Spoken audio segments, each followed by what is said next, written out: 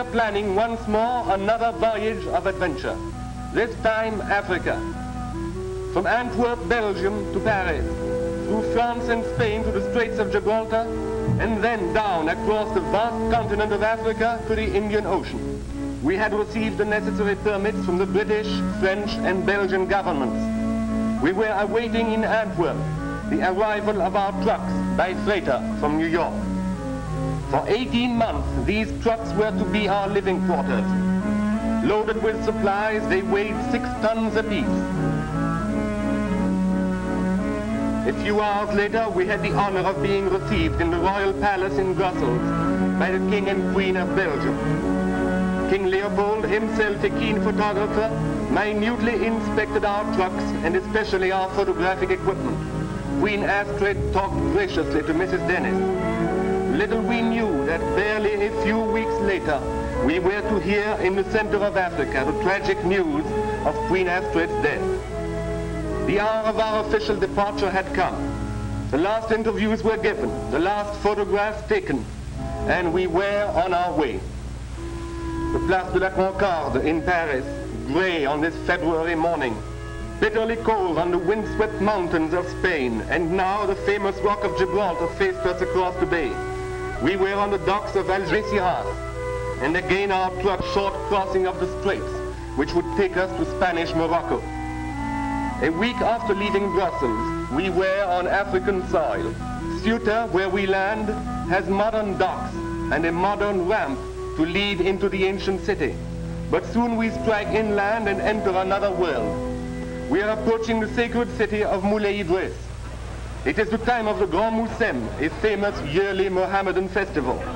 The wealthy Arabs have come on magnificent Arabian horses.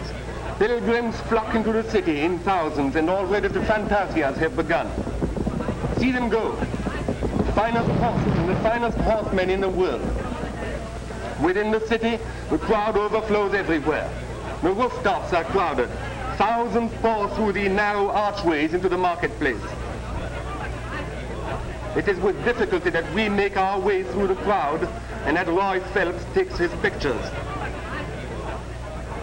Entertainers have come to the city from all over Morocco. The solemn fire dancers who hold burning coals in their hands and produce lighted torches from their flowing sleeves. The fire eaters who breathe in flames and smoke and assure the credulous pilgrims that fire is their only diet. And see this fellow. He's only breaking bottles. But wait, he does not break them as you and I. This is a bed he is making. He's very tired and wants to take a beauty rest nap. And see this one. He's not tired, but hungry. No fire for him. Nothing will satisfy him but well-blended broken bottle. What an idea for a breakfast food. And here is a snake charmer, as daring as those of India.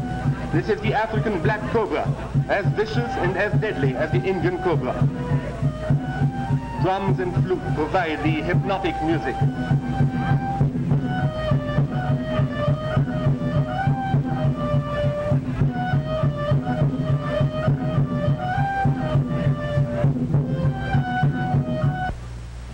And now we are approaching the long forbidden city of Fez. Every day is market day at the gates of the city, and for centuries these walls have witnessed the age-old bargaining of the East. Today is the sheep market, and hundreds of sheep tied in neat bundles neck to neck patiently await their fate. Buying and selling is thirsty work, but there comes the ever-present water carrier. And there the ever-present beggar.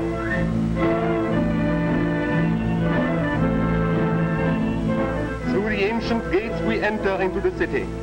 After 30 years of French occupation, Old Fez has not changed much, and it has not lost its medieval aspect and traditions.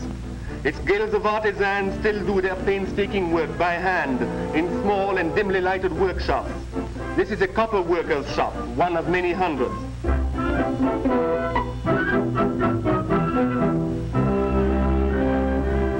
In every one is a crude lathe turned without electric power, and artists, who have a deep pride in their craft, patiently fashion objects of beauty. The medieval tradition of the apprenticeship still survives. It takes many years to graduate from the spinning wheel to the big looms on which the famed intricate Moroccan rugs and blankets are woven. In a tailor's shop, the tailor sits cross-legged. This complicated braiding is necessary to the making of the Arab burnous, and these children will spend their whole youth in learning its hundreds of possible patterns. See the potter at work. Out of a shapeless lump of clay, his hands can produce any graceful shape. They need far more skill than those of his apprentice, who has only learned to decorate his master's work.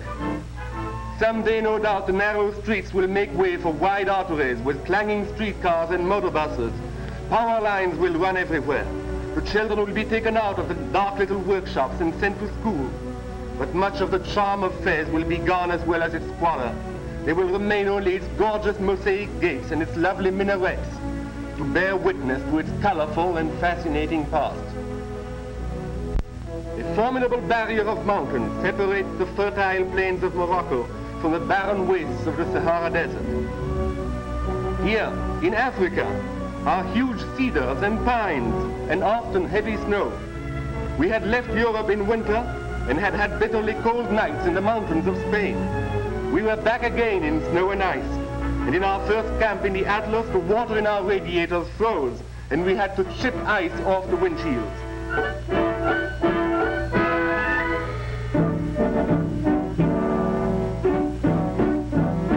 Africa is a country of contrasts. Look at this hooded figure, passing in a setting so unfamiliar.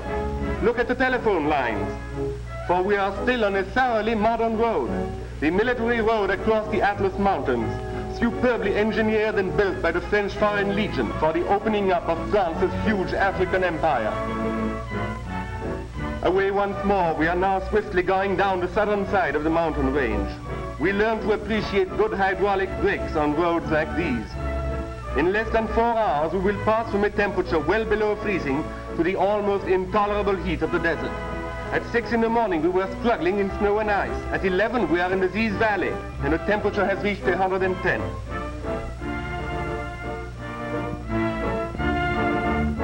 We are carrying over 800 gallons of gasoline in our tanks filled to capacity, and even in tins on the roof of the trucks. A brilliantly green carpet of date palms is laid in the bottom of the valley, and towards this cool and lovely garden the road gradually takes us down a series of rocky and barren escarpments. The mountain streams have made the Ziz Valley one of the most fertile in the world, and it is dotted with picturesque villages.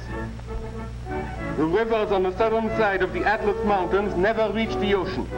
They lose themselves and disappear in the Sahara Desert. We cross them on the Foreign Legion's bridges, with an inch to spare on either side, and we enter the Sahara.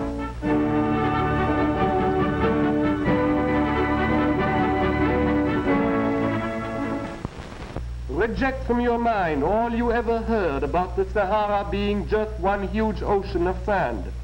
There is in the Sahara every kind of barren and forbidding landscape, huge rocky cliffs, mountain ranges, tumbled masses of rock. In the deepest valleys along its northern as well as its southern edge lie the oases, graceful palms, the vivid green of which contrasts almost violently with the orange red of the sand dunes and the deep blue of the sky. For several hundreds of miles before we enter the absolutely barren desert, they will dot our course, and rough tracks hard on tires but easy enough going for our powerful dodgers connect them with civilization.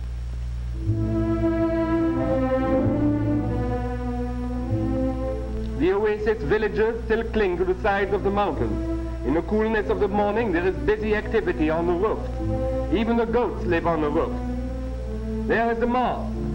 The muezzin appears, summoning the faithful to prayer.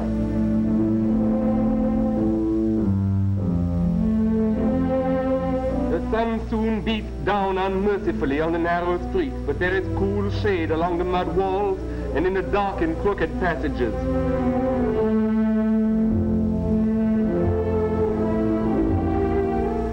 and there is little hard work to do, at least for the men. The men don't even walk when they can help it. But there is one work which the women do, and which goes on all day long. The whole life of the oasis depends on the water of its wells. There are lovely biblical scenes at the wells of the women filling and loading their water jars. Every drop of the precious water must be carried up the steep stairways to the village.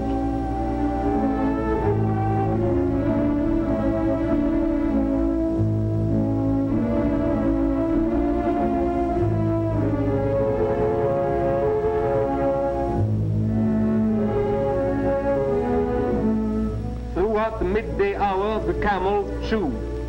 Watch this far one bring up its cud. There, and now watch the near one. Up. Desert food is pretty tough and takes a lot of thoughtful chewing.